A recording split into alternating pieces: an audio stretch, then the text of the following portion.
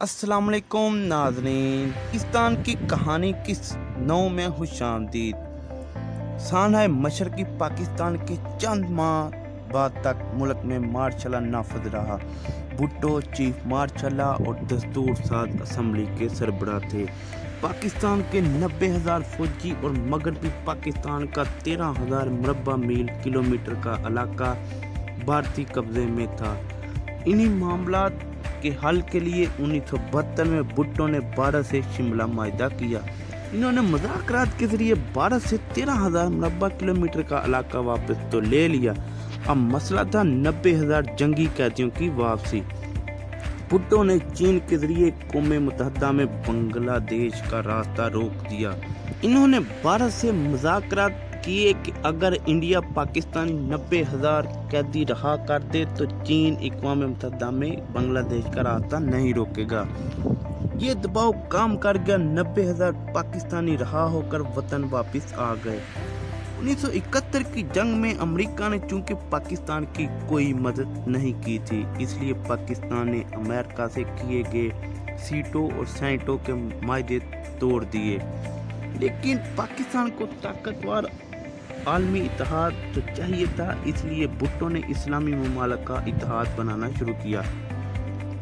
1974 में लाहौर में इस्लामी सरबराही कॉन्फ्रेंस हुई। इस बरस पाकिस्तान ने बांग्लादेश को तस्लीम कर लिया और दोनों ममालिक के ताल्लुकात का नया आगाज हुआ। भुट्टो की सबसे बड़ी कामयाबी पाकिस्तान का मुतफिका आइन तैयार करना था। इस आइन में पाकिस्तान के वज़ीर-ए-आज़म के अख्तियारात बढ़ा दिए गए और नए पाकिस्तान के पहले वज़ीर-ए-आज़म भुट्टो बने। जुल्फ़िकार अली भुट्टो ने जो नए आइन में सबसे अहम काम किया वो था कादियानी को काफिर करार देना। भुट्टो दौर का एक और अहम वाक़या ये था कि इन्होंने अयूब दौर और इससे पहले लगने वाली सनतों और अदारों को सरकारी तहवील में ले लिया, जिसका अमली नतीजा अच्छा नहीं हुआ और सनतें तबाह हो गईं। सनतें बेहतर करने के लिए भुट्टो ने रूस से ताल्लुकात बनाए और मदद तलब की। पाकिस्तान स्टील मिल भी भुट्टो दौर में बनाई गई, क्योंकि अयूब दौर में शुरू होने वाला तरबेला डैम भी इसी दौर में मुकम्मल हुआ। आइन की तैयारी के बाद भुट्टो का दूसरा सबसे बड़ा कारनामा एटमी प्रोग्राम की बुनियाद रखना था। इनका नारा था कि घास खाएंगे लेकिन एटम बम जरूर बनाएंगे, जो अवाम में बहुत मकबूल हुआ। तमाम इस्लामी ममालिक का ब्लॉक बनाने की कोशिशों और एटमी प्रोग्राम की वजह से अमेरिका भुट्टो के खिलाफ सरगर्म हो गया। अमेरिकी वजीर हारजा ने भुट्टो को निशाना इबरत बताने की धमकी दी। अपने दौरे इक़्तिदार के आखिरी साल भुट्टो से तरीही गलती ये हुई कि इन्होंने आम इंतखाबात 1978 में जो होने थे, लेकिन भुट्टो को इसके मुशीरों ने बताया कि अगर वो 1 साल पहले इंतखाबात करवा दें इनकी जीत यकीनी होगी। इसी तरह मजीद 5 साल हुकूमत कर सकेंगे। भुट्टो के मुकाबले में अपोजिशन का मुश्तरका इत्तेहाद PNA मैदान में आया। भुट्टो ने वाज़ेह तौर पर मैदान मार लिया और 1955 नशिस्तें जीत लीं। अपोजिशन के हाथों में सिर्फ 36 नशिस्तें आईं। पीपल पार्टी जीत तो गई, लेकिन इंतखाबात पर धांधली का इल्ज़ाम लग गया। PNA धांधली के खिलाफ एहतजाज करते हुए सड़कों पर निकल आई। यह सियासी तहरीक देखते ही देखते मजहबी रंग में रंग गई और वो तहरीक जो धांधली के खिलाफ शुरू हुई थी तहरीक निज़ाम मुस्तफ़ा में तब्दील हो गई। इस तहरीक के नतीजे में निज़ाम मुस्तफ़ा तो ना आया, लेकिन ज़ियाउल हक आ गया।